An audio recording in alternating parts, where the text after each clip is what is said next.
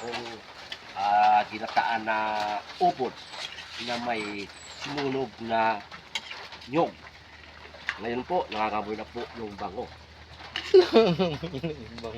Ganito po, lalagyan pa natin ng sili. Pampagana. Kumain. Ha? Isahal. Okay?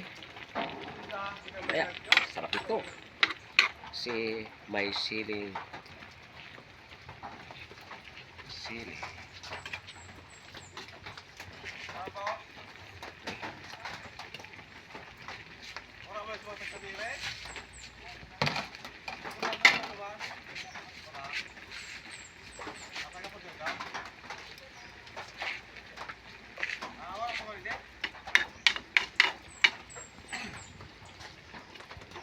Perang minuto yan bago maluto.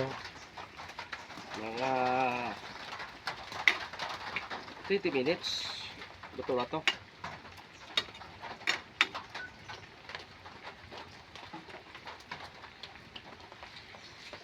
Okay.